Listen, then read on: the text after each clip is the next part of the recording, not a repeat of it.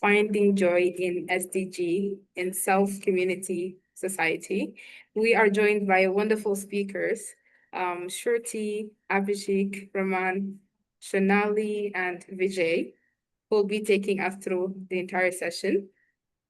And the theme for today is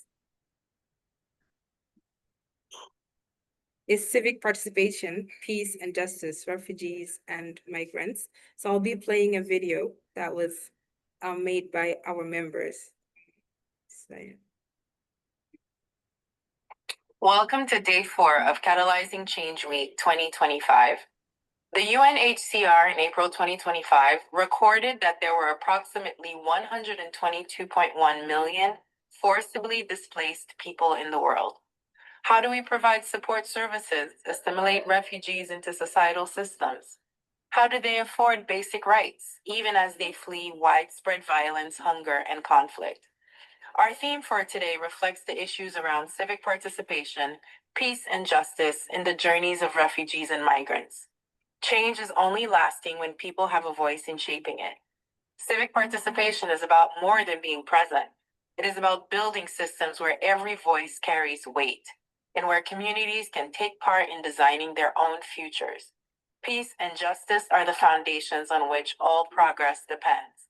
They take root when dialogue replaces division and cooperation overcomes conflict. And in the stories of refugees and migrants, we see both struggle and strength.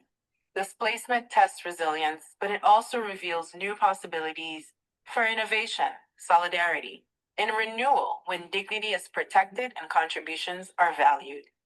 This day invites us to listen deeply, to question what justice truly looks like, and to imagine how inclusive societies can be built stronger and more united. Welcome to the sessions presented by Catalyst Now.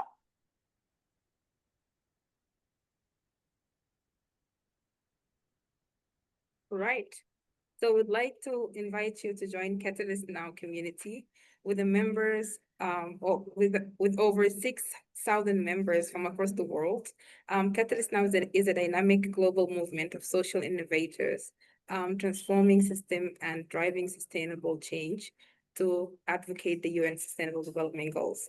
We have a informative session taking place tomorrow, 2 p.m. CET, so feel free to register to learn more.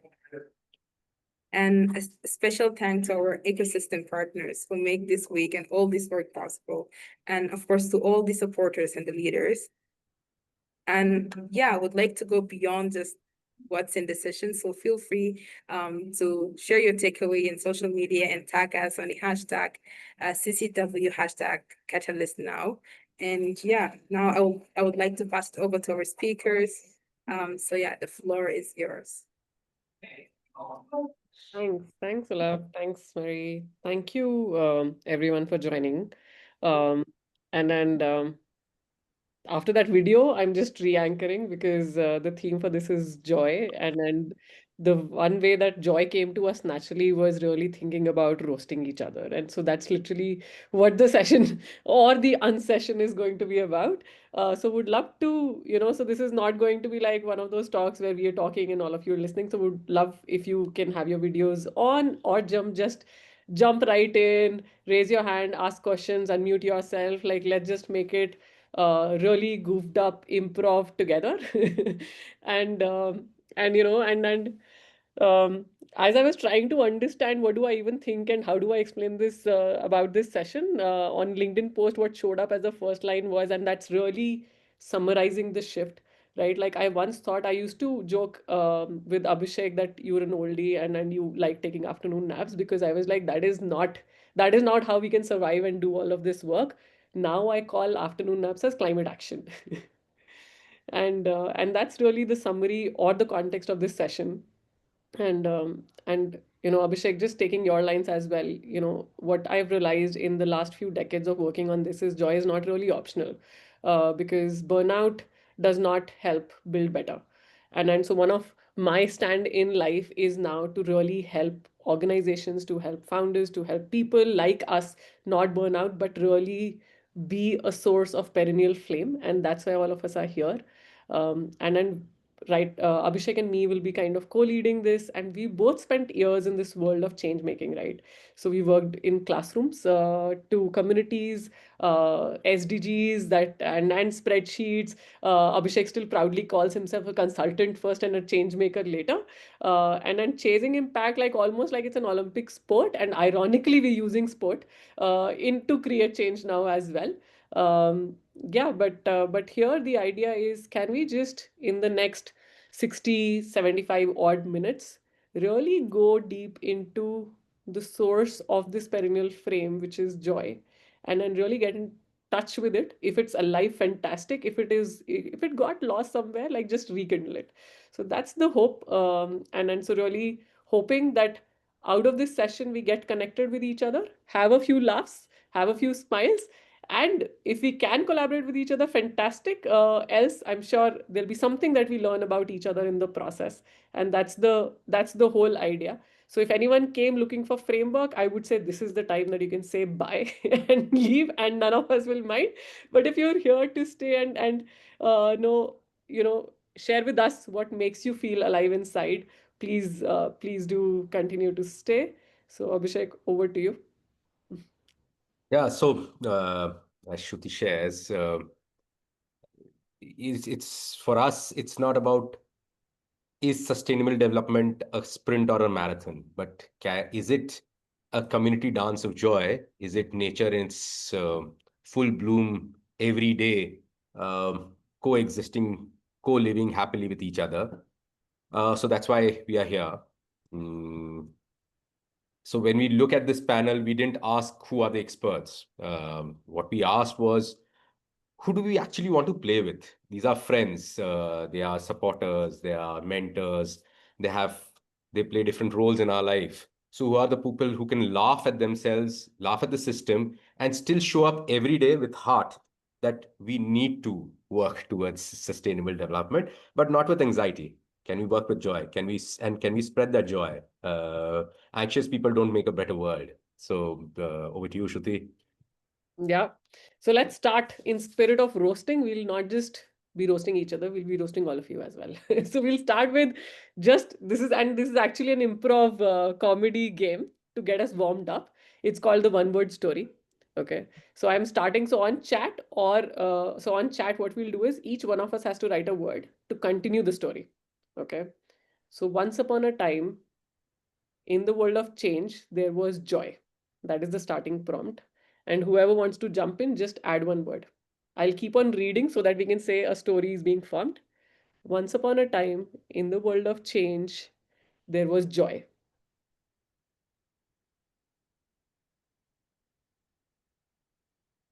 One word only. Let's start.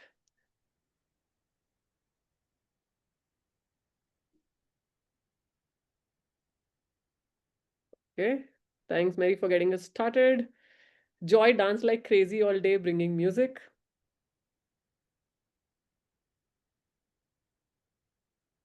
Laughing and hope.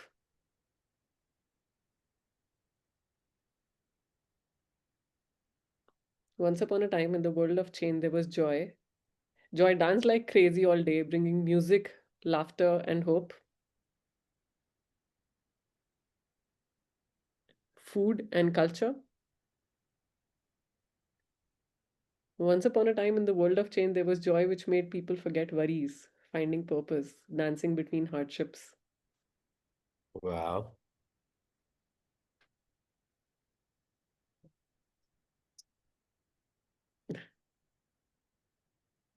And started infecting others with her sunshine, selflessness,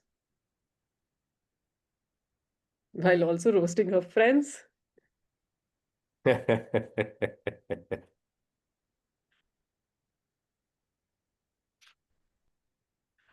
Beautiful, and that brought the joy back. And then came a weird intruder in ambition. Oh, nice! We have the twist in the story without which no story is complete. Thanks, Vijay.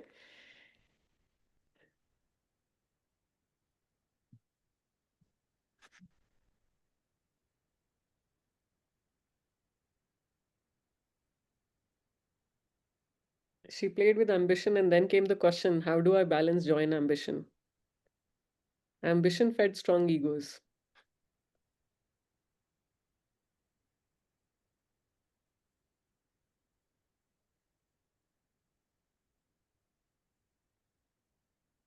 Joy was no longer joyful. Joy was not joyful now.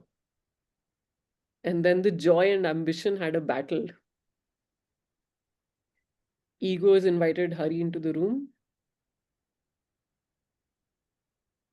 Egos invited competition, which never is supposed to be in this sector. Feeling lost. Friends wondered why she was dancing with them and roasted her. Jacob is really looking forward to the roasting. I love it.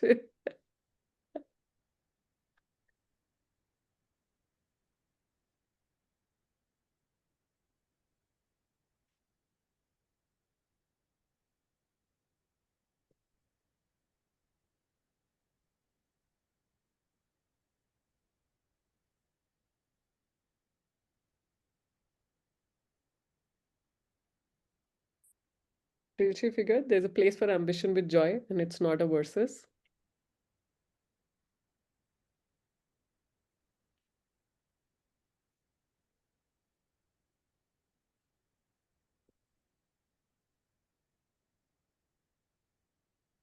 And joy returned, and so did dance. Beautiful. Thank you. Thank you all so much. Uh, and with that, with double mention from Jacob, let's move into, so if we are warmed up, into the roasting, and we'll actually invite Raman to get us started. All right, great. Thanks, Shruti. Hi, everyone. So, I would like to introduce you all to Abhishek. And Abhishek is from Earthjust, who and the organization basically help people, different other organizations and ecosystems thrive together. From place-based projects to regenerative systems, they design living solutions that grow stronger over time because they feel and they believe that real change happens when uh, every one of us sort of work with nature and not against it.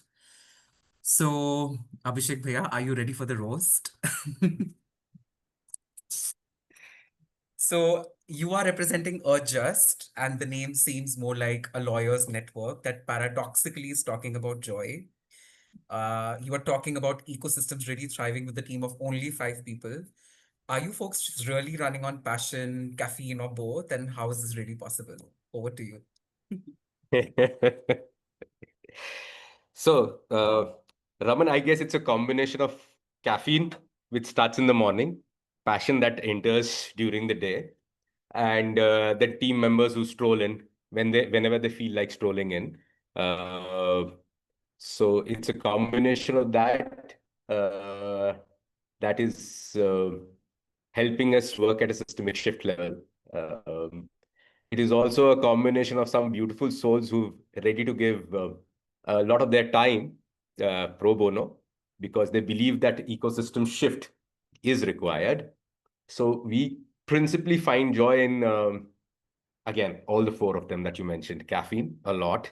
Since we shifted from the southern part of the country towards the northern part of the country where coffee is more difficult to find, that's what we started finding more joy in. Then we find joy in the team that we have. And we have what is called as a familial structure organization where we work as a family rather than we work as a professional setup. And then we find joy in connecting and collaborating. A lot of people who work with us towards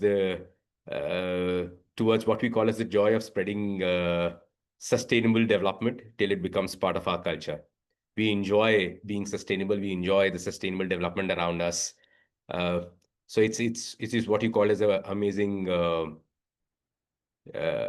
network effect that we have. Over to you, Shruti. Very interesting. Thank you. Yes, Shruti. Yeah, and I think because so one like I know most of you in the room, and so continuing that one bit of roasting that Raman started, which I heard partly the answer for is the on one end we're saying ecosystem work, and on other end there is 5 people team, right? Really, and so what's happening there? Is And that one a of the question? yeah, that's a question for you, because one of the reflection was also that and so just for context, like Abhishek and me as just we are saying that we're standing for regenerative Himachal, and one of the paradoxes was for regenerative Himachal, like who are the people who are standing with us?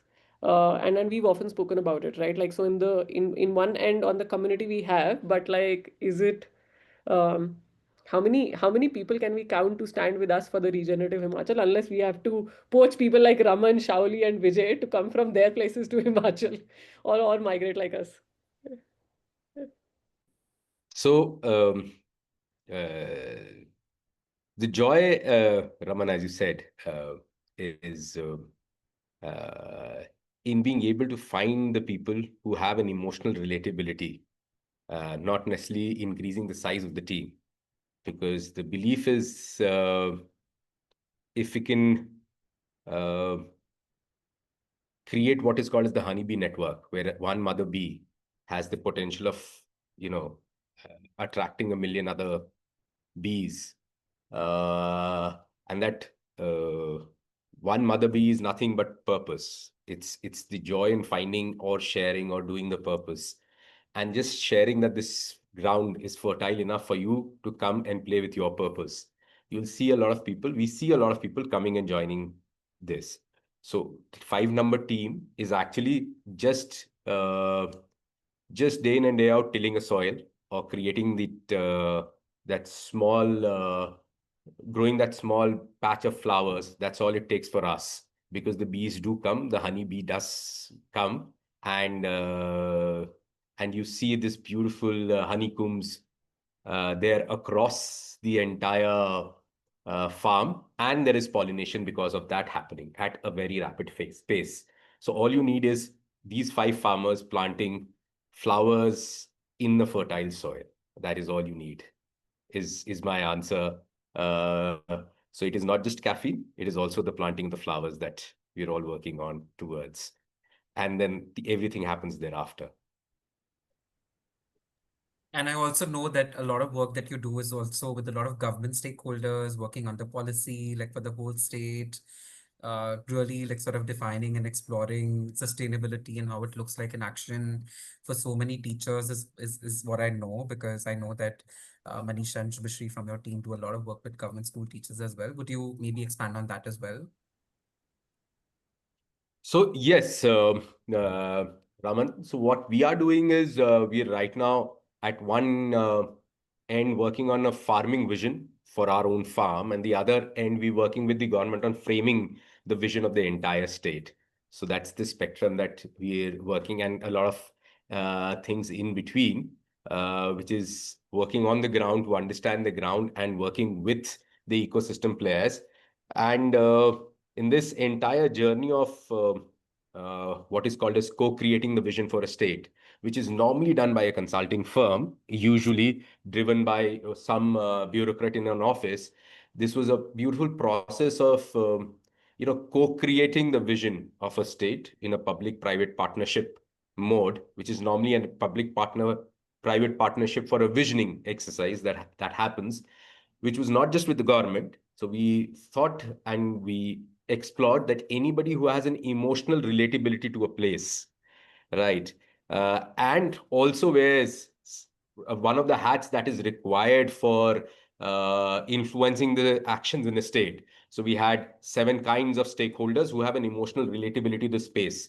We had politicians, we had bureaucrats, we work with politicians, bureaucrats, we work with people working in the industry, we work with the knowledge sector, we work with consultants, we work with environmental organizations, social organizations, and we also work with legal organizations who all have an emotional relatability to that place, creating a collective and a community that is co-thinking towards a regenerative samaj or society. And for us, we've at this moment limited ourselves to the state of Himachal Pradesh, which is one of the states in India, because we're based there, we're anchored in that place, we're anchored with its purpose, we're anchored with its people. Uh, so yes, it's not just this. And of course, while you're doing this, we're looking at who are the owners, who are the enablers, who are the anchors, who can be the orchestrators in this entire built up of the ecosystem, so that the owners are strengthened by the orchestrators and not really the orchestrators driving the vision. So so in between that, one of the communities that we are building is, or strengthening, is building a community of sustainability educator leaders across Himachal who can reimagine education towards sustainable development. So that's the beautiful ecosystem that we get to work with. A lot of flowers, a lot of bees, a lot of trees, and a lot of pollinators. Wonderful. Awesome. So 5 people really doing and shaking the whole ecosystem, it seems. Thank you. Thank you for sharing. Shruti, over to you. Yeah. Like you ask Abhishek to speak long enough, and he turns from a farmer to a consultant. So and thanks Jacob for that pun on Collab X. I'm inspired by it. So Shauli, be ready. It's starting with the pun on your name, the organization you present up front, right? Like as soon as I had to Google and I like okay, and it is talking about collaboration, but it seems like you are up front of all of them. So since you're up front, like let me start with you. Um, just for context, like what I loved about the vision of Upfront is, the backing early stage social enterprises and helping scale impact sustainably. I know that feminism is something that is very, very core to your heart as well. And I was like, okay, I'm reading this. I'm like, can I make you the fairy godmother of social change? and can really we come in under your wing as well? Um, and the work that you've done, so when we were preparing for this session, and it was almost like I had written some SDGs for certain people, Shauli like, no, I work on all of them. But that's the beauty of it. Like in SDGs, it's like you're working on one, you're working on many, but having that awareness and knowing that you're touching so many SDGs, and then just ticking them off one by one, I think that's where the name Upfront. Now I'm just making connection. Is that where Upfront comes from? But the real question really is, um, in this work that you do, right, and which is across so many SDGs, where does your you actually find joy in what keeps you going, and then how do you find joy in the communities that you work with? Thank you, Shruti. And please don't mind my throat today. I'm in a very nice AQI level in New Delhi. So there goes the impact.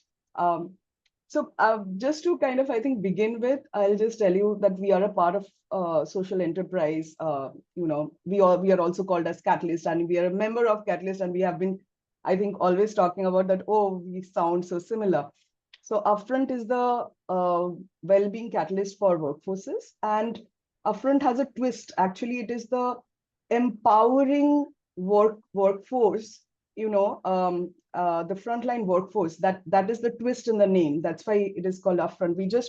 I think, given that maybe I sound and come very serious, but we do have fun and joy in whatever we do. And starting from the name itself, we wanted to keep our communities up there, up front.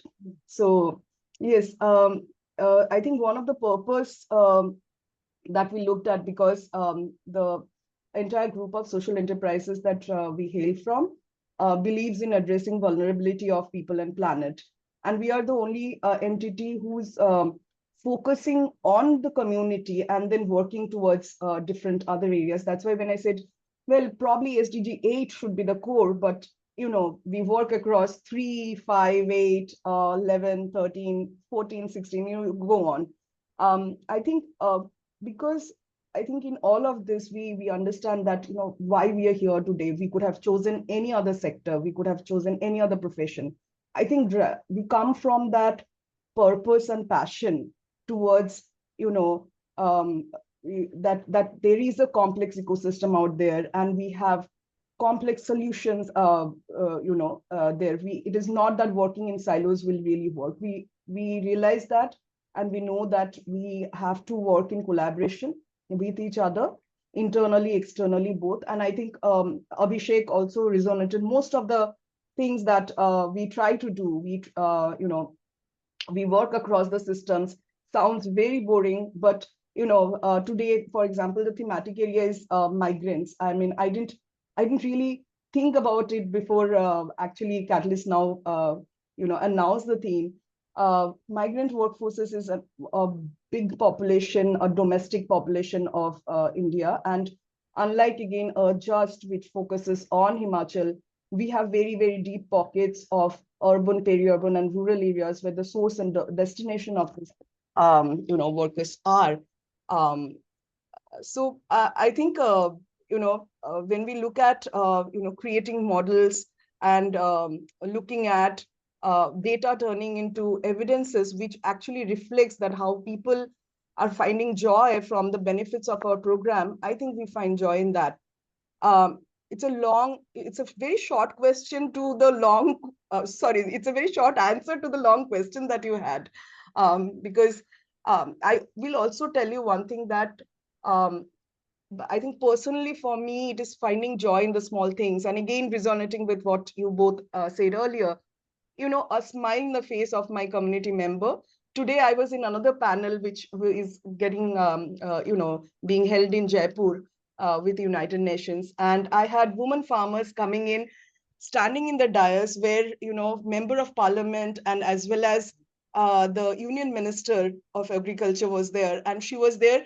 She was saying, I have never done this before. I have never spoken, let alone, in any public forum before like this, sharing my thoughts and ideas. So these are the moments of joy that I can share with you. And yes, the emotional connect is extremely important in what we do, because that makes meaningful. I can always say that my value proposition is scale, impact, and sustainability, but what does it mean ultimately? So, like I said, it has to be a lived reality for us every day. I'll stop here and probably answer more and move along.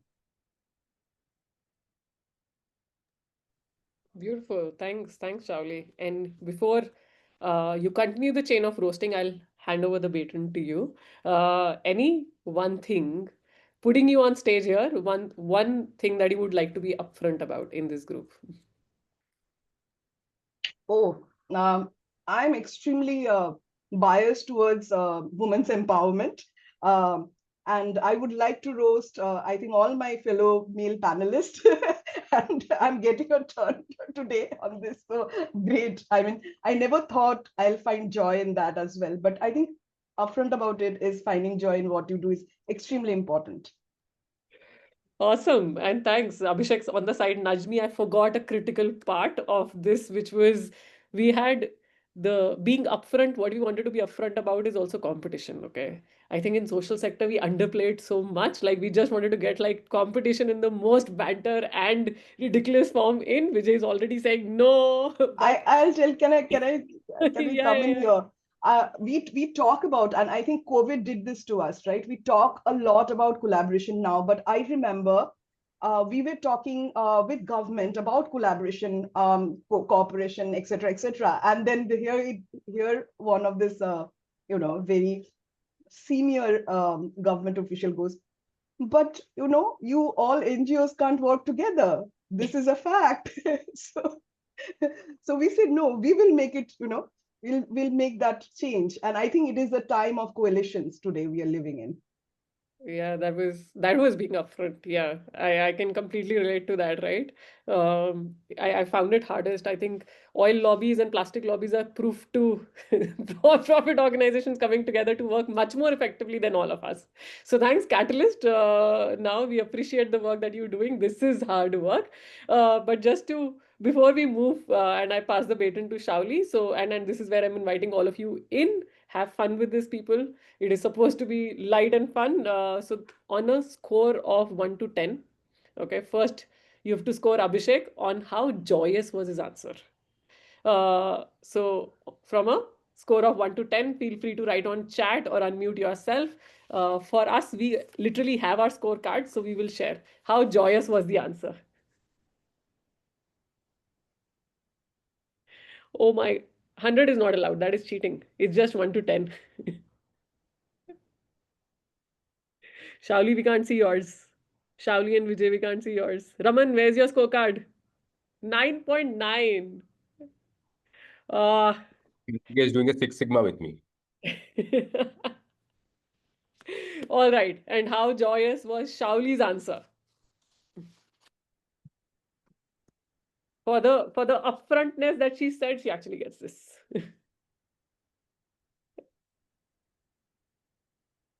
Raman, Abhishek, Vijay, where's your scorecard? And people just unmute yourself. Like this is again just going one by one. I committed to Shauli, I'll give her 10. So this is because you're scared Shruti, of her. I've already put it on the chat. Okay, awesome. because I'm Yeah, scared of her. Vijay is putting 10 because Shauli is going to roast Vijay next. Just Shauli, over to you. Yes, thank you so much. I never felt that I'll find joy in roasting. So today, thank you, Catalyst, now for giving me the platform. Here I come. So I think, yeah, I'll start with Vijay. I think Vijay, who is the founder of Gram Vani, just a very short introduction first to about Gram Vani. Gram Vani's main purpose and vision is to empower communities to share and access information via voice and mobile platforms, amplifying citizen voices and grassroots stories. And I will leave the rest for Vijay to say, but before that, let me come with this. Gram Vani, and to people who doesn't understand the Indian terminology, let me translate to you. Gram means village, and Vani is like a message. It's almost like a for me has been always like a Vani is like the message from God or spiritual messaging. So for Vijay, it looks like that you are the spiritual messenger or the guru of all our rural villages and areas in India. And with 68% of the population residing in India, in rural spaces, and with that comes a lot of challenges, the seasonal migrations, the issues that happens across which is it can be ecosystem based challenge or political challenge or any other social or normative practices and economical challenges. How do you find joy in what you do, and therefore what will be your vani or message to all of us as the guru of the village I think cluster of a country like India? So yeah, here you go. Thank you so much, Shauli. You made me sound almost like a godman figure, I guess. but no, thank you so much. That was kind of you. So let me just give you some interesting information. Gramani was actually registered. Gramani, as Shauli said, is actually voice of the village, right? So Gram is village and voice is Vani is voice. Gramani was actually legally registered as Onion Dev Technologies Private Limited. So Onion as a metaphor basically was saying that it has many layers to it, right? So you have to unpeel each layer. So each layer is like, it is the communities, the institutions, the people, the organizations, the partners we work with. So we have many layers as we unpeel each one of them to work and to achieve the change we want to achieve, right? And so, on the lighter side, we know that it's so difficult. When we start unpeeling each layer, you start crying, right? So that's basically how difficult it is. So that's fundamentally the onion metaphor, the Onion Dev Technologies Private Limited. And very interestingly, another fun fact is that when we registered this organization, very incidentally, the onion prices in India were going up. Right. So somebody came and asked us saying that, are you into onion trading? Right. So that's how Gramani's work actually began.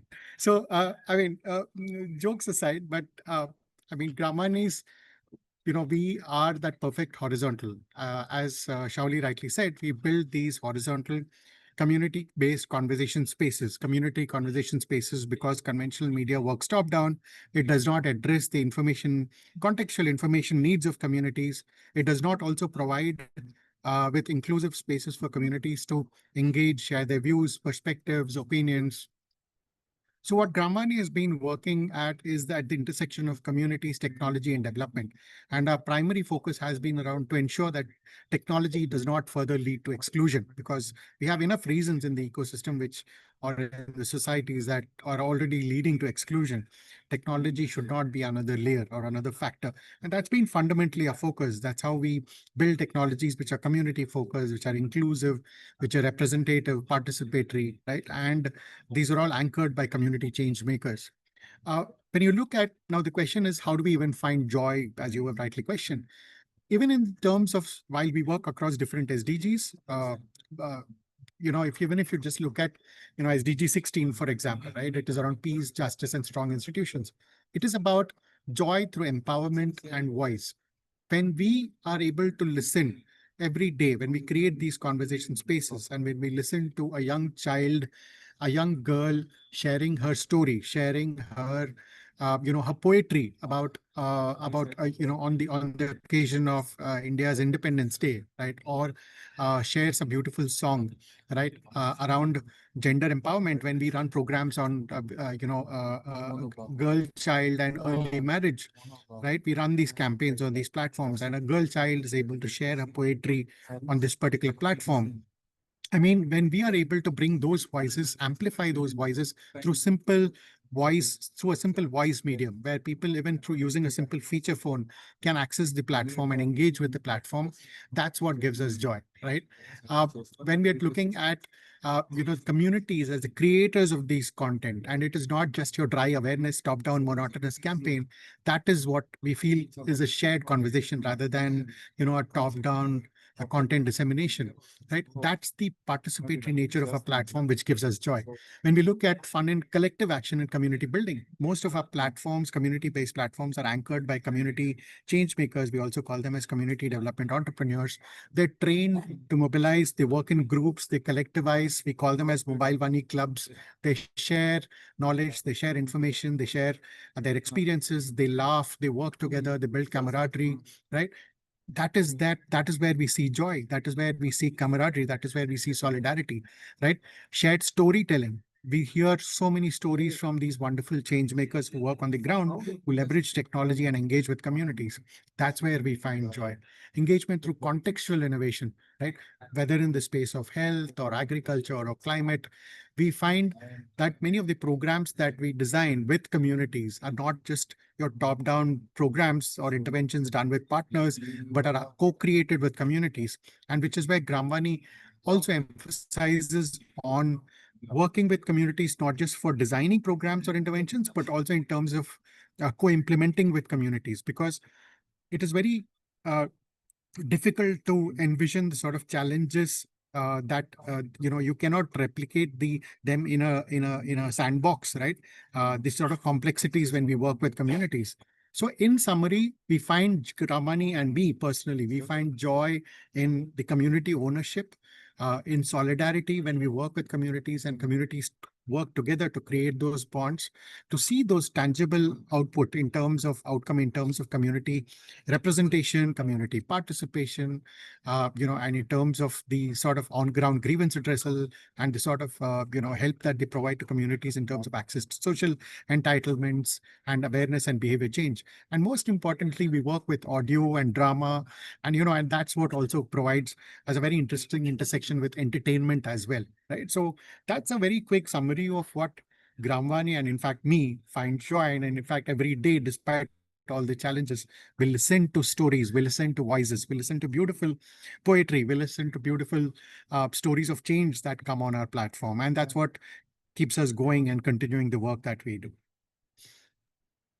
Thanks, Vijay. I think extremely inspiring what you just said, and totally again align and resonate. I mean, I was also thinking of that. How do we spread the joy, share the joy with the people that we work for, and that is our communities, and making them as partners from designing to implementation to results, being scored, and all of that becomes a part of the journey, and they become the agents of change and the change makers. And I completely resonate, because transformation comes from that, we just enable that process. We are just to enable that. It's actually communities who lead that.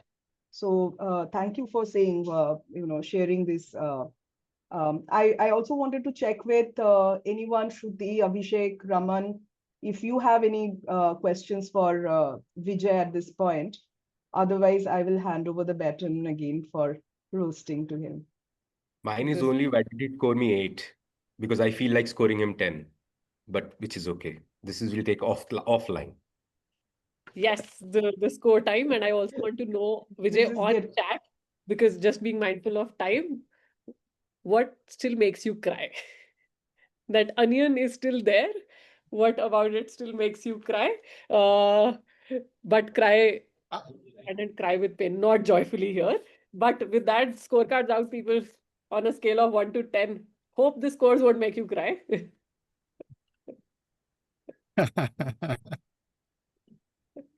Thank you, Shruti. I mean, the tears of pain continue, and without those tears of pain, I don't get the tears of joy the next morning, right? So I sleep every day with the tears of pain, just to in the with the hope that I see the tears of joy next morning. So that's what keeps us going. Ouch. I'll give I, Shruti a 10 out of 10 for the question itself.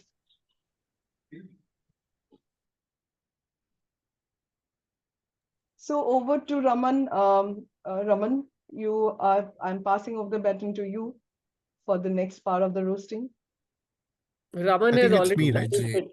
I Oh, think it's sorry, me. Vijay. Sorry, you are going to be roasted. So it's Vijay. I, Sorry. I can't be missing the opportunity. You guys have already No, done no, it. no. It's all yours, Vijay. Go ahead. Okay, well, fantastic. So gear up, Raman. So yeah, great. Thank you so much, everybody. I mean, I mean, Raman Pal is the founder of Leafy, right? Which I'm sure by now all of you know stands for Learning Initiatives for India, right? Leafy actually builds capacity in education and social development, enables local communities and organizations in implementing effective and scalable learning solutions for both out of school and at-risk children, right? Very, very important work, very, very critical and painful, difficult sort of a pathway that Raman, I'm sure, must be traversing. But let's be honest, I think Liffey, the learning initiatives for India seems to be almost like a cover, right?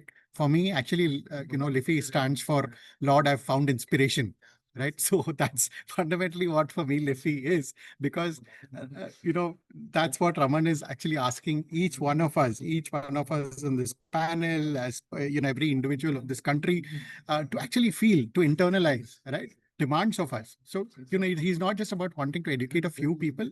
It's actually about shifting, the entire country's, intellectual capacity, the ability to look at education from a different perspective, especially the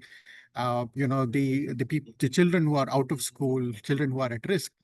So, I think for somebody who is, for such a difficult sort of a task, for somebody who's taken up such a maddening sort of a work, everybody says entrepreneurship is crazy. You must be mad to get into it. Social entrepreneurship, I think, is a different sort of a level altogether. I'm sure all of us will agree.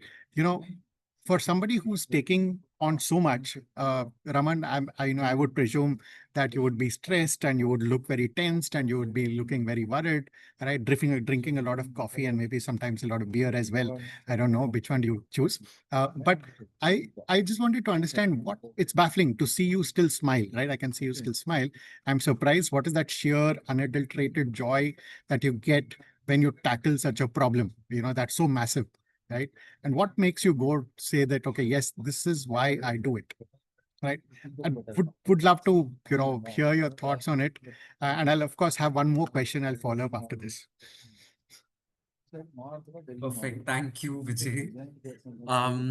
So yeah, like having started right in the middle of the first wave pandemic, COVID-19, I started Liffey in 2020, which were, I think, the most of the uncertain times that, that everyone in the world was sort of witnessing. And for me to start like very single-handedly in 2020 to now like have like around 45 people in the team, Some of them were also like with Shruti and Abhishek just a couple of days back, and we were doing our team retreat and just sort of reflecting on how far we have come as a team together. So I think just being able to sort of live up that dream of starting with 17 children again in 2020 to now like working with over 4,000 children across multiple geographies. I think it's just like a lot of hope and a lot of conviction that I have been working with.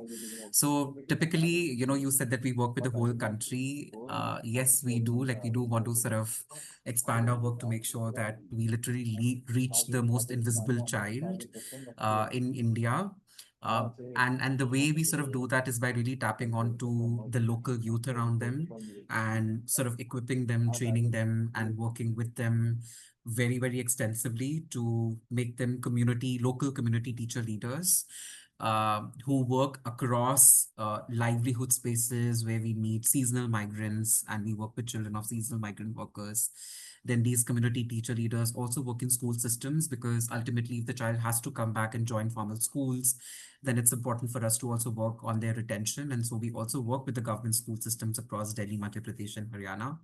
And then we also work with the communities, the parents, the families, to really make sure that we literally sort of work with all the different stakeholders who are there like in and around the children and who can sort of help them thrive in whatever they do in life and help them with regards to their education. So that's typically, what we do at Liffey. And what really brings me hope. And what really sort of brings me joy. So I would like to talk about one of our contexts here, which is Khargon, which is a conflicted district in Madhya Pradesh where we work. So in Khargon, we work with, a tribal community. It's called Barela community. And over there, like the children literally, did not have any access to schools, nearby schools. So while, as per the right to education, all the children should be having a local government school access in 1 kilometer radius, but that community literally does not have a school. And there are a lot of places like these in our country where unfortunately children do not have access to school systems. So like now it's been 4 years that we have been working in Khargon, and after like a lot of relentless work, like persevering and then talking to the government stakeholders, almost around 30 of our children from this tribal community have got admitted to a school which is about 3 kilometers away. Now, practically, it's difficult for the children to walk that distance every day on a day-to-day basis. But then looking at the kind of work that we have done and then collaborating with the government stakeholders, the government school principal told us that, okay, you don't bring to the children every day to school because it's not possible for them to be in school. You teach the children at your centers that you have set up, in the community, and I will mark them attendance in the school, for whatever days they attend your classes. So now the principal and the headmistress and the teachers of the school, they literally come to our community center like on a weekly basis to see like what's really happening and then mark the attendance of children in the schools. So that's how like we were able to crack, their admissions in such a difficult context. And just like a couple of months back, one of these children also sort of passed grade 5 with flying colors and now literally cycles for about 10 kilometers to and fro to the middle school where he goes. And now like so the interesting story about that cycle is that the parents of this particular child whose name is Preetam, they literally sold their goat to sort of get the child this cycle. So such a prized possession, that the cycle is for this child in Madhya Pradesh. So like and there are so many ifs and buts and so many difficulties that we sort of face working with this community, because every now and then we see that these parents, they literally have to sort of bear and like just sort of sustain and be with so many atrocities and so much that they have to sort of deal with. So just very recently, this community also got a notice from the central government saying that they will move them to a different settlement and that they will have to shift from this particular place to a different hamlet, set up their own places to a different setting completely because they want to set up an army cantonment. But because of the whole education and the work that our local teachers do over there, this community literally decided not to move very, very far away from this particular community that they have set up for themselves. And they, decided to sort of stay back even when their jobs and livelihood is at stake at this point of time. So like speaks a lot about, the motivation that this community also have for us as a team, and for whatever our teachers have been able to do in this local community. And to be very honest, like we still don't know whether this child will be able to go to grade 7 because it's just so tough. But then looking at the commitment, looking at whatever the parents in the community have been able to do, I think it just gives me so much of hope and so much of courage that we want to continue supporting. There's a lot that the government is already doing for such children. And our work is really to sort of join hands with the government to make sure that these invisible children and the families really get the visibility that they truly deserve.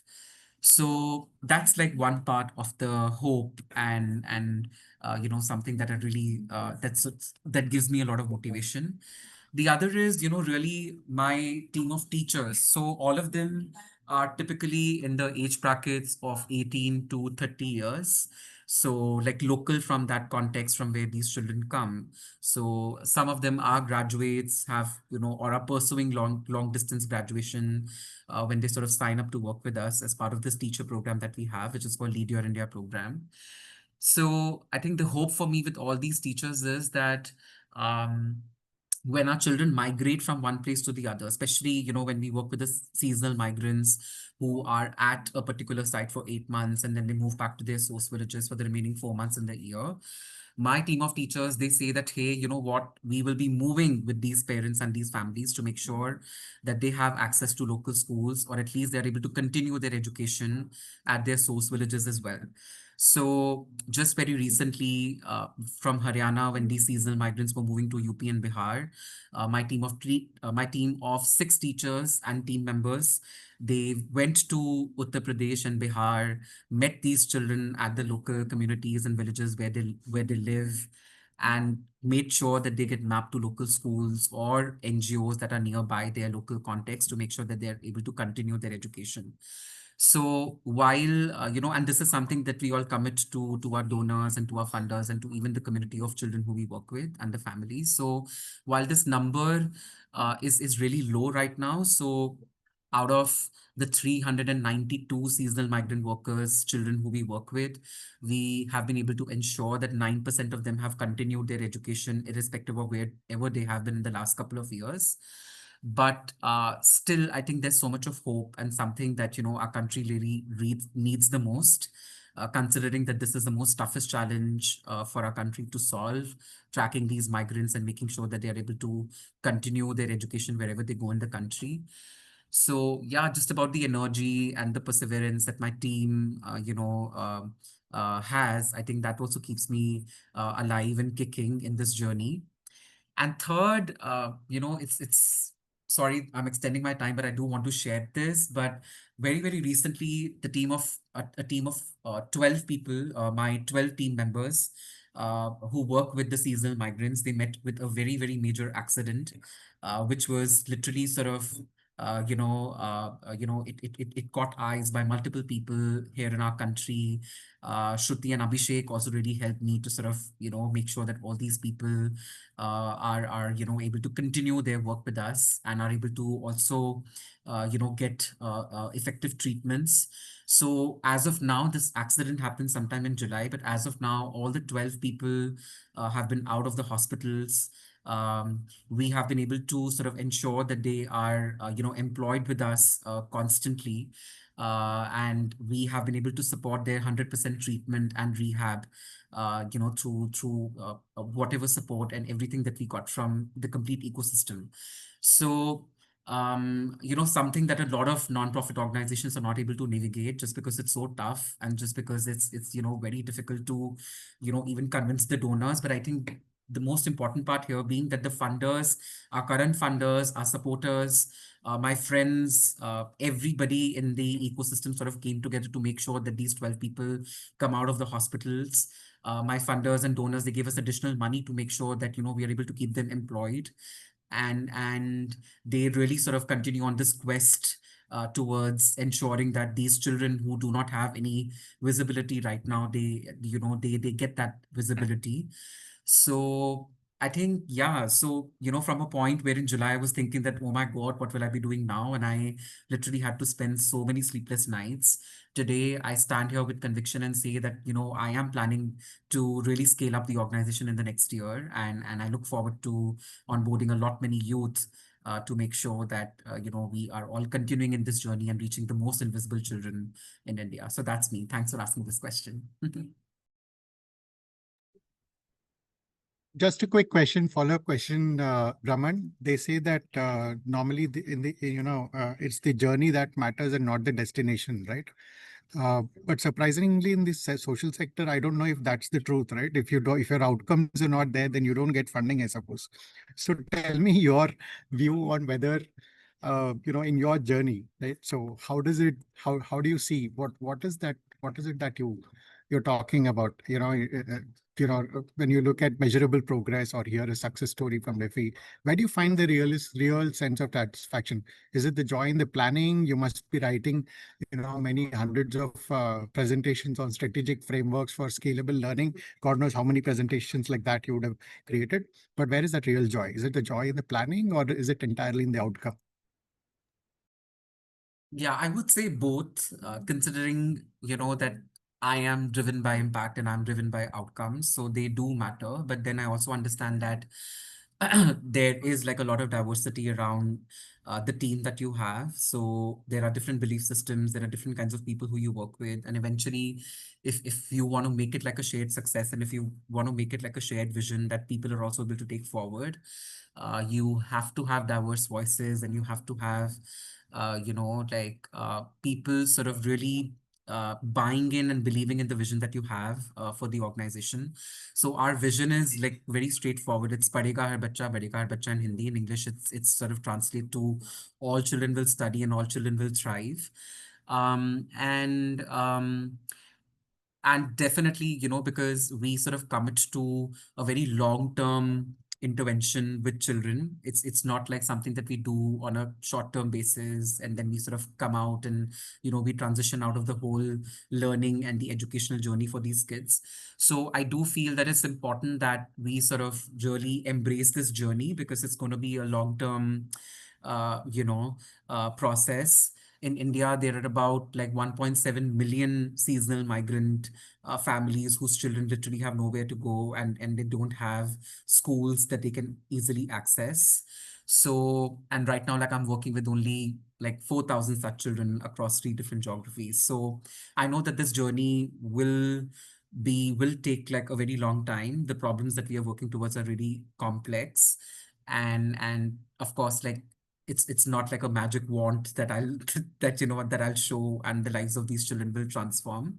So it's a journey, and so definitely the process and the planning and the whole roadmap is really important.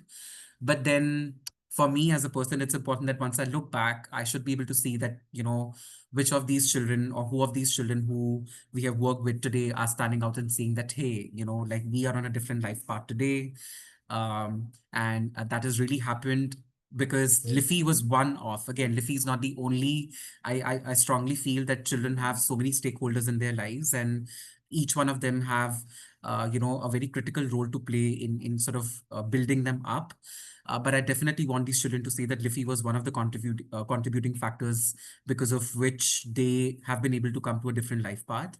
So for me, I think it's both, to answer your question precisely, and I would love for it to be this way. Thank you.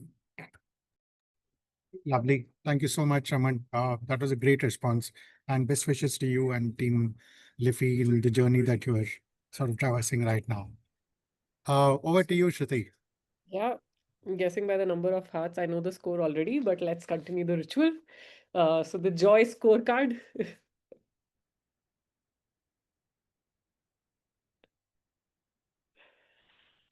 Others also, yes. Awesome. Guys are And good. yeah, lot of responses, I think, a lot of listening. So just want to shake things up a bit. And this is where I'll invite everyone, Anu, Gayatri, Kartikeya, Alvia, Sushma Ben, Canopy, who've been here. Uh, and Mary and Elaf, Jacob left, and he said he left me with a cue, which is we can roast you as well, right? So roasting question for all of you. Feel free to unmute or write on chat. If you had a choice to roast anyone, right, and stakeholder, like one particular stakeholder, who would that be?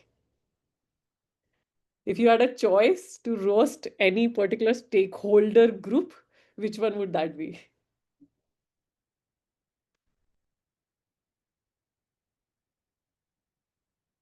It's a rapid fire question. Go fast. Government officials, okay? Donor. I'm with Karthikeya. Funders, international organization, UN, USF. Can I say +1 to every all of them? Government officials.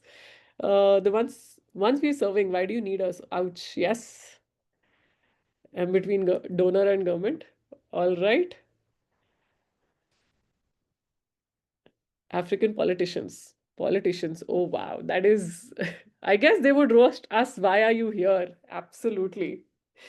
That gets the coffee hamper from Catalyst now. Awesome. Moving on. As much as I'm tempted to, yeah, Abhishek, over to you. This is like when we were deciding on the roasting circle, Abhishek was like, okay, so just for background, Abhishek and me are married. And so it was like, okay, I get to roast Shruti on a public platform. So over to you, once in a lifetime opportunity. It's a public platform, and thank you, Mary and Catalyst, for making it a safe space too. I go home safe today. I hope I remain safe today. But so I get to roast Shruti. So Shruti, you are representing an organization which is Earth Just, but you're also representing an organization here as one of the founders of Co.Lab X. To me, that very name, since you guys named it, is sounding like Charles Xavier and Musk collaborated to name you guys. I wanted to use a different word, but I'll stick with the word collaboration. So there is a big X and there is a co.lab, and your white hair with purple streaks does feel mutated. Uh, you also believe people are real innovation in this complex world. Um, so I think that's a universal truth. Every parent, every spouse finds the other spouse and their children to be innovations. Uh, but that's a beautiful thought yet to have. You also do some amazing work, of course, as part of CollabX. You help organizations build high-performing and thriving teams that in this complex world, they change the game. And this does impact a lot of SDGs if you were to step back and look at what CollabX does. So my question to you is, how do you find joy while working with me and living with me? So you can answer wearing your heart of earth just, CollabX, or you're also a farmer, the earth farm that you have, or as Shruti Taneja, whichever. But how do you really find that joy in your life? You give some of it to me too, but how do you do that? You This is can the you can wear that you can, first you I can will sound put like this Musk. slide in. You can do it in 140 characters if you have to. Yeah, you just saved yourself with that last line. Yeah, so purple streaks. I think thanks to Catalyst now, the purple background has taken over. The purple streaks. It's more a midlife crisis because when people like you start roasting me on saying that my organization name sounds like a Marvel movie, and that line, right, like the real innovation is the people happened honestly in the pitch deck before we started working with them or working as a consultant in organizations. uh, but yeah, on a serious note, right, like the whole inquiry and the word collabex actually also came from what got discussed in the session earlier, which is it is damn hard to get organizations and especially social sector organizations to collaborate. And that was the attempt, and through that really birthed the name Collab X. Um, uh, and but soon that we started working with organizations, one of another realization was that this if we're fragmenting the organizations into a for-profit and a not-for-profit bracket, it's really again using finance or financial wealth as a key lever, which is something that we're standing around and against. And so one was just breaking that barrier for ourselves as well. And so that opened this entire new Pandora box of what we call social enterprises. Oh my God, it is as murky as it as it gets. Sometimes I wish the simplicity of for-profit and not-for-profit is better, because so many times we hear people like, Vijay, who say that we running a for-profit enterprise, but with a very socialist or a not-for-profit mindset, and it gets murky as hell. But the real discovery there was, we've created a society where we're chasing unicorns. And even as a mother to a 7-year-old, like, I don't even like unicorns when she's playing with unicorns. When Aisha is playing with unicorns, forget as a society celebrating unicorns, which is an animal that does not exist, right? Like, it's a horse with a horn, and then we're celebrating it. And all the unicorns, no wonder, are breaking every single day. Like, in India, a lot of unicorns are raising IPOs, and everyone knows that they are not profitable yet. But like, as a society, we're just continuing to grow. So one of the missions that became almost is, can we flip this and really create more 4P organization? And so, can I stand with crazy visionary founders and really help them make these 4P organizations or regenerative organization? And 4P is people, planet, profit, and purpose, which is, we feel, is the regenerative aspect moving out of the sustainability paradigm. And so that really became the mission. And then what brings us joy amidst this work, because it is one, of course, it's damn hard, is, so like Raman mentioned, just 2 days back, he was at our farm, and it was a beautiful amalgamation of so many organizations coming together. So there was Raman, there was Abhishek, Manisha, and Shubh, who were from the Urges team. There was me, who was also representing Colabex in a certain way. And then all of these organizations together, but we created space where Aisha, who's my 7-year-old, was also there. And we were talking about that, how for us, our parents' work was something that we always stayed outside of. And for Aisha, her parents' work, whenever we're doing workshop, and thankfully, most of my workshops happen either on a sports ground or in Himalayas, in a beautiful farm. She's actually with us and playing. And so our most intensive work days are the most fun for her. She's not in school, she's there, she's calling Raman Mamu, which is the maternal uncle. We are sleeping in the room, and Raman's team is taking care of Aisha and playing badminton with her. And then that's really the joy, and that's really the vision of the 4P organization that we're talking about, right? And the learning there was, and for me, it took me the longest time in understanding that we're chasing this work-life balance, but can there be a work-life blend? And what can that mean, and what can that look like, and what can that feel like? And no doubt one of those blends is Abhishek and me working together, and that's partly the reason for me going gray and Abhishek going bald. We shifted to the hills with no family around, and 24/7 together working in the same organization. Oh my God, talk about we set for retirement. We lived through that already. And the second kind of biggest thing that brings me joy in that thing around, you know the anxiety that comes from giving out payrolls and saying that we're taking responsibility for people. And if mountains teach you something, that is how to be lazy. And we've like very conveniently taken that. So in fact, going back to the question that Raman asked Abhishek, right? Like, the magic behind having a 5-member team doing a lot of work is not really some novel idea, but being lazy. And so that's true for Colavex as well, which is, if I don't want to give payroll, how do I still do the work that matters, and how do I work at a scale? And learning from nature, it is just partnerships. And so and the inspiration came from sports world. Like, every athlete has this big dugout of coaches, right? You have a physio, you have a nutritionist, you have a spiritual coach, you have a technical coach, like a number of coaches just so that this person can play, and then a number of coaches for the team to thrive. And so our magic formula, which helps us continuing being lazy and continue doing these multiple things, was the partnership, which is, can we find partners in the system to really stand for this regenerative organization, and each one of us carrying their magic sauce, but holding that space is what is also needed. And that's the work that we do. So really, the hope is seeing many more 4P organizations coming, which are supported not just by external consultant and client. I hate those two words, which is consultant and client, like, but partners, and partners really coming in and supporting each other. Uh, and experiments really learning from each other. And one beautiful experiment that we're running in this is the regenerative PMS, like, again, performance management system, right? Like, it's such a loaded word, which is so last century, which is almost like you're measuring performance, but the all organizations want to grow people. So how can we create conditions for people to grow? And so one really cool experiment, and we've always surprised by so-called clients or partners that we work with. So there's a non-profit, there is a for-profit, there is a social enterprise who does not want to label it as one of the two, and there is collab, and there is urges. So 5 organizations really running this experiment on what can the new evolution of PMS, and really learning from each other. And that for us is like just this beautiful hallmark of this next level, where can the ecosystems really become self-organizing and self-sustaining.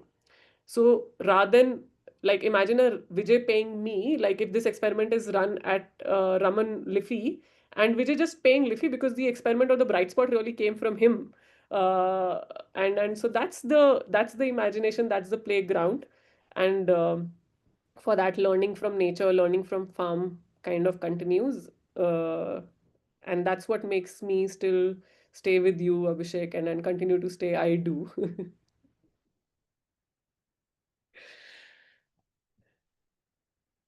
Wonderful. Back to you, Shruti. If anybody else wants to roast, please, the house is yours. The house is yours. The house is literally everyone's. Our house is always open. Yeah, awesome. So we've been speaking for a while. Oh yeah, no, scorecard. The joy score, people. This comes with sadness, but I'll give you 10. Yes, I know. I gave you 7. I couldn't get myself to give you 10. But I still will give you 7 at 10. You sounded joyous. All right, awesome. Last joy roast question again for everyone, and then we've been speaking for a while. We'll love to hear from all of you as well. If each one of you were given a joy budget, what will you spend it on? What is the first thing that you will spend it on? Again, open to everyone.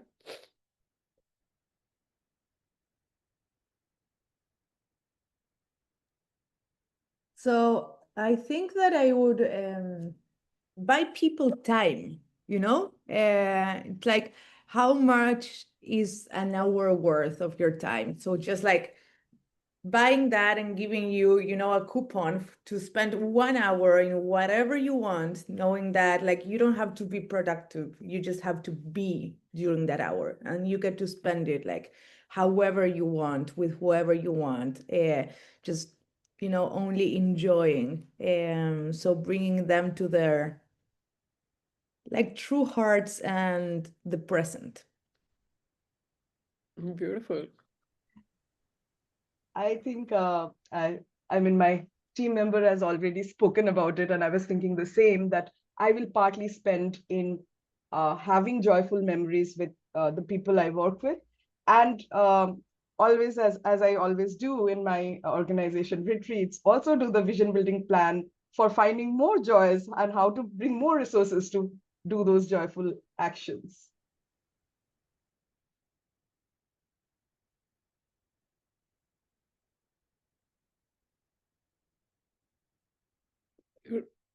Beautiful. Joy to collaborate. Being at the farm and building a sustainable Liffey. Awesome.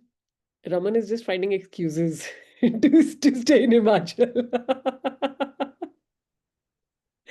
You just don't need any budget for that, Raman. Shift any day.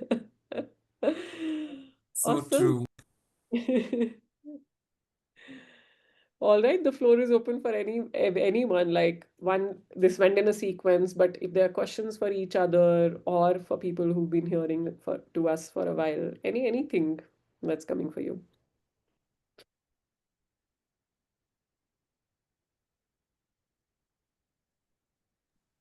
I would like to ask, or maybe roast Elaf, if that's possible. Go for it. Yes. So Elaf joined our team less than 2 months ago. And in those 2 months, she has always, Elaf, you have always, connected with a big smile. You're studying African development leadership. So I know you're embedded in leadership, in creating a change. But I also know that you're coming from a country that's been truly hurt by its leaders, by its community, by a lot of people. So I'm always surprised as how much you can keep on finding energy within yourself to really bring yourself into the work that you're doing and keep on trusting that leadership can actually make a change and bring a change. So I would like to ask you, like, how is it that you're able to compartmentalize a little bit and find that joy within you and keep on bringing joy? And what's the hope with everything that you're putting your energy into? What would you like to see? Yeah, that's a deep one. Oh, thank you for the question. Actually, I haven't really ever like thought of it or reflected, but I'm happy to hear that question from you. I would say um maybe again, I think it's the thing that I do that brings joy to me, and I've never actually like seen it this way. I think today's session was really like powerful, because we say find purpose in what you do, but we never say, oh, find joy in what you do. And I think they complement each other, right? So I think it's the people I meet, the different version that I see, the different cultures, the knowledge they bring to me. Like sometimes you find very like amazing people like Mary, and you'll be like, oh my God, such a people exist. And then you'll be like, what can I take from this person? And then you reflect and you give to the other people. So I think it's the experiences that I had and the amazing people that I met and the things that I learned from them that I take to just become a better person, and to take that to more people, and just so we can like make the world literally like a better place. I know we say it, but it's better to actually do that. So, and it's also the growth that it brings to me. I think all the things that like school is not just what you take, but it's like the diversity that's there, the experience that you go through, the challenges that actually teaches you lessons. So I do it for the growth, I do it for the people, I do it for myself because it helps me become a better version of me. So yeah. Thank you. Thank you, Elaf. Okay, let's go to the scorecard. What do you think? I see many 10s. I'll also go with a 10 myself, and thank you, Elaf, for participating. Thank you, So back Mary. to you, Shruti. Yeah, thanks so much, Mary, for coming in and laugh. That was really, really beautiful answer. And then I'll carry this with me. Thank you. Would invite, yeah, anyone else?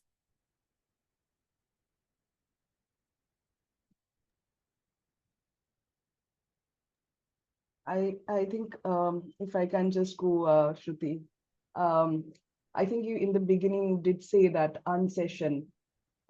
It's so much required because we have this panel after panel talking about problems and solutions. We do that, right? But here I think, and this is something that I was telling someone 2 months ago, to actually one of the donors. That's why I said probably it's great to roast them as well. That it's so much needed, to re-energize those who are impacting, or delivering, they're out there as implementers or agents of change. And it's not just the community; it is us together. We should not take us out of the equation when we talk about finding joy in doing things. Yes, I think it's very equally important. And I think today's session was very, not only just interesting, it was very inspiring.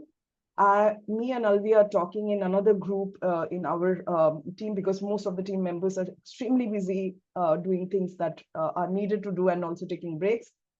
But we are just thinking of that we should repeat this, more. So thank you for this. Thanks, Shauli, and we'll get you in.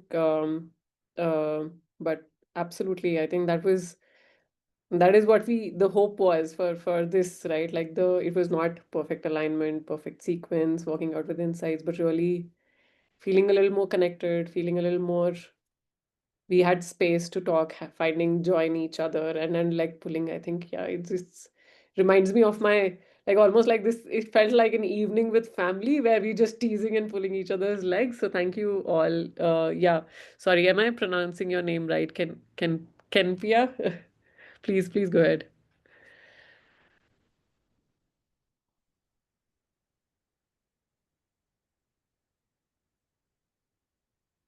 Can you hear us?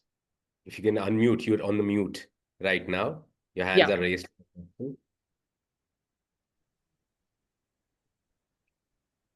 Let me try asking her to reactivate audio.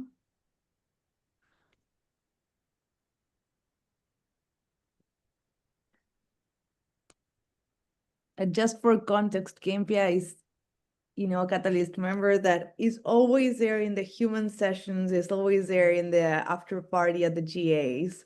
And she always brings like really fun and really deep conversations.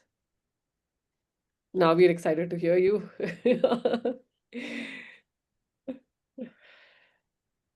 There we go.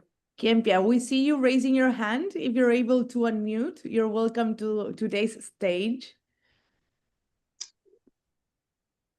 Hi, Mary. It's good to see you. It's been a minute. I know.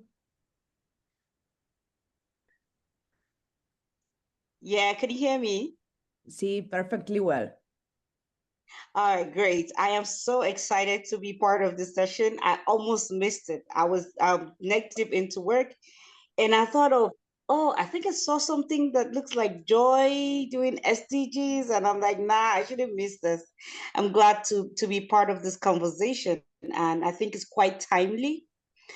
Because like most of us just get so carried away with work, and we forget that we are supposed to even take a break, or maybe create some form of fun in the office space. So what we do recently at with the breakfast chat is to during our tree planting, we also try to paint, just paint randomly, just painting without purpose, without any, just paint, play with colors, and try to get your inner child out, kind of thing. Right. So I think that people who are working around social impact should create time for that, because time is always available when we create it. But when we say that we're too busy and too serious, pursuing and working towards meeting up with the SDGs by 2030, which is not really visible, I think that we will get drained. But when we create time, just as this is, I feel like this is friends coming together to just have fun. And I find my joy right here while having this conversation. I'm excited about it. And I think that we're going to also repeat this or copy this in with the breakfast chat, and try to talk about SDGs where we will be excited and we're happy, and we're not just too serious trying to meet up with time, but we'll also appreciate the moments and see that the work that we've done so far is worth celebrating, and we continue to celebrate little wins and little successes. And I think that's that for me. And thank you so much for creating this platform. I'm forever grateful to Catalyst Now and for all who joined through me and for those who have been committed to their work in their different communities. I give kudos to them all. And Marie, it's good to see you again. Yeah, love. I wish to open my video, but my bandwidth is quite low. So yeah, I give you my voice. Beautiful. That was so beautiful. Thank you so much for sharing that. And we've just a minute to go, and like as soon as she shared it, right, like it was like this is joy to my ears. And so what do sign us off with this prompt, which is, if joy had a sound right now, like your heart is feeling joyful, what sound is it making? Let's just make that sound, and then we can say bye. Dun, dun, dun, dun, dun, dun, dun, dun, dun, dun. As Mine we is like invite all business class customers and customers traveling with infants to come forward for boarding. Joy is coming. Joy is coming. There's an idea something like that. It says joy is coming. So yeah, I see joy coming. I see all of us being joyous and while we're working towards impacts, creating impacts in our different communities. Yeah, and talk about timing. Vijay's flight just announced for boarding. So Vijay's heart is joyous. We can also hear it. Amazing. Thank you all so much. And it's been wonderful. Thank you, Catalyst again, for the opportunity, and lovely, as always, talking to you, Vijay, Raman, Shauli. And thanks for being the silent And holders, Alvia, Trisha. Thank you. All right, bye. Thank you. Thank Bye. you. Thank you so Good much, night everyone. or a good Bye-bye. day. Amazing. Thank you so much. Love you Bye, Catalyst team. Bye bye. Bye, everyone.